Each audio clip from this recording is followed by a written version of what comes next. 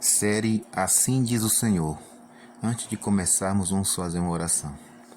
Querido Pai, queremos mais uma vez pedir a compreensão da Tua Palavra e que Teu Espírito ilumine a mente dessa pessoa que está ouvindo, em nome de Jesus, amém. Primeiro tema da nossa reflexão, o Evangelho pregado aos mortos. 1 Pedro 4, verso 6 diz, porque por isso foi pregado o Evangelho também aos mortos. Este texto não é suporte para afiançar a doutrina dos espíritos em prisão, muito menos é base para se crer que um defunto tenha condição de ouvir e aceitar o Evangelho. Tampouco é provável a sugestão de que Pedro se refira figuradamente aos mortos espirituais. Não há vislumbre de uma transição do literal para o figurado. Os mortos aqui são os mortos literais mesmo. O contexto o confirma.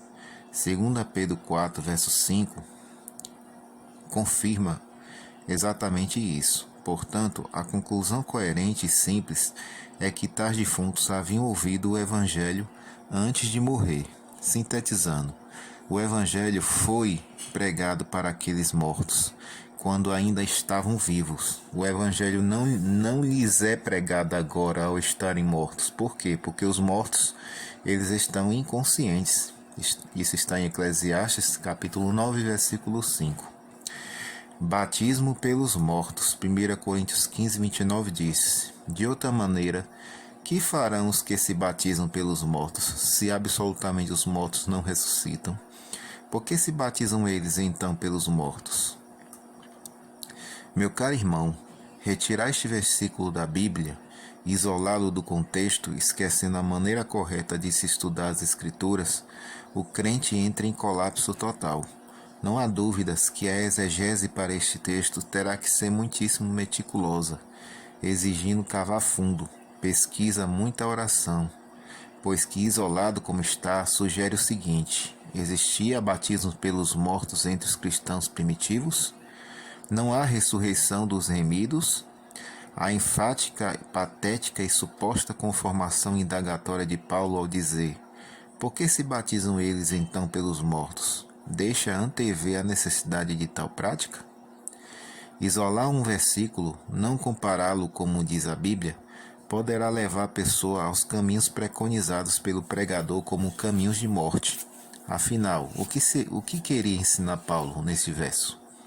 Esta é uma das passagens mais difíceis do apóstolo Paulo, e não há ainda uma explicação satisfatória, embora muitos comentaristas de peso, famosos exegetas, PhDs e doutores em religião, já hajam apresentado diversas interpretações, como por exemplo, Rosley Newberg House Magazine, que alinhou nada menos que 36 diferentes explanações a respeito. Todavia, a maioria delas pouca atenção teve, e algumas poucas merecem séria atenção. O que tem relevância no texto é que este tema, que tem provocado intensa polêmica entre os comentaristas bíblicos, é um texto isolado no Novo Testamento, pois só aparece neste ponto e em nenhum lugar mais. Daí a premissa que entrou na discussão de Paulo acidentalmente, numa igreja cheia de acidentes, que é a igreja de Corinto. Outro sim, consultando o contexto e o discorrer do pensamento desenvolvido por Paulo, iremos descobrir que o tema central do capítulo 15 de 1 Coríntios é a ressurreição. Logicamente, este verso, por força de tal circunstância, deverá ser interpretado tendo sua base nesta doutrina. Diz a história que os pais da igreja mencionavam haver no princípio um costume herético em que os cristãos vivos eram batizados em favor dos mortos, amigos ou parentes não batizados. Assim, ao praticar tal ato, pensavam que os tais seriam salvos com que procuração. Crisóstomo, por exemplo, explica como esse ritual era praticado em seu tempo. Ele disse o seguinte: depois que um catecúmeno, que é alguém que ainda não foi batizado, mas que já estava preparado para o batismo, quando esse catecúmeno falecia, punha um homem vivo oculto debaixo de seu leito. Então, aproximando-se do leito do morto, falavam com ele e indagavam se ele queria receber o batismo.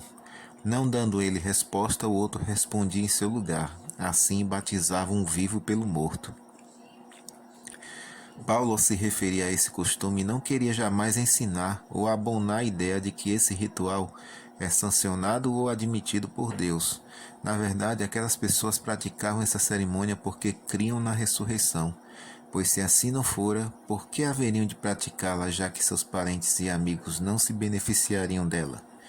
Assim sendo, Paulo, longe de endossar essa prática para financiar ou apoiar uma doutrina cristã, simplesmente afirma que, se os próprios pagãos têm esperança na ressurreição, quanto mais nós, cristãos esclarecidos, deveríamos amá-la, preparando-nos para a primeira, caso não estejamos vivos por ocasião da volta do Senhor. A Bíblia não ensina em nenhum lugar que o cristão pode ser batizado em favor de terceiros, seja amigo ou parente. Ela ensina e apela que o homem creia no sacrifício de Jesus, aceite-o como um Salvador e, batizando-se, está apto à eternidade, pois que com a morte cessam todas as oportunidades. Mas graças a Deus que os que já dormiram no Senhor ressuscitarão para habitar na terra renovada. Almas debaixo do altar. Apocalipse 6:9 diz: E havendo aberto o quinto selo, vi debaixo do altar as almas dos que foram mortos por amor da palavra de Deus e por amor do testemunho que deram. Aqui, os cristãos que costumam isolar os textos sagrados se firmam para dizer que a alma do crente é imortal e que vai ao céu ao morrer. Essa crença perde o valor quando comparada com o verso seguinte, que é o verso 10, que diz o seguinte: E clamavam com grande voz, dizendo: Até quando, ó verdadeiro e santo dominador, não julgas e vingas o nosso sangue dos que habitam sobre a terra?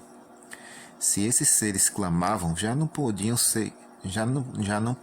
ser almas, ou forçosamente estas almas teriam de possuir uma capa corpórea com todos os elementos necessários para mantê-las em pé, pensar, agir, sentir, amar e clamar. Assim, tais almas não passam de pessoas reais. O livro do Apocalipse é uma perfeita simbologia. Quando o quarto selo foi aberto, nos versos 7 e 8 de Apocalipse 6, surgiu um cavalo amarelo, cor não muito natural neste animal. O símbolo evidente se refere à obra de perseguição e matança efetuada pela Igreja Romana contra o povo de Deus do tempo decorrido entre o começo da supremacia papal, em 538 d.C., e o tempo em que os reformadores começaram a expor o verdadeiro caráter do papado, sendo detida a obra de destruição. Esse trecho está em Estudos Bíblicos, página 258. Na abertura do quinto selo, João vê os mártires, mortos pela grande perseguição desencadeada no quarto selo. Quando os reformadores expuseram a obra do papado, foi então trazido à memória o grande número de mártires que haviam sido mortos pela fé. Sucumbiram como hereges, cobertos de ignomínia e vergonha. Este vilipêndio e cruel tratamento ao povo de Deus clama por vingança, mas os clamores simbólicos dos mártires não são evocados do céu, mas da terra, precisamente debaixo do altar sobre o qual foram mortos. O altar é na terra e não no céu. O altar de Abel foi o campo. Gênesis 4, versos 8 e Hebreus 11, verso 4. O de Cristo foi a cruz. João 19, 31. O altar de Estevão foi a praça pública. Atos 7, versos 57 a 60. O dos reformadores e mártires foram fogueiras, arenas e guilhotinas. Ouça isso: quando um assassino é preso, abre-se imediatamente um processo contra ele. Figurativamente, a vítima estará clamando por vingança através do processo até o dia que for feita a justiça. É exatamente isso que ocorre em Apocalipse 6, verso 9 e 10. O sangue dos justos continuará clamando por vingança, até que Deus julgue e sentencie os criminosos, o que se dará no juízo final. Bem, para que você compreenda que se trata de um relato figurado, este incidente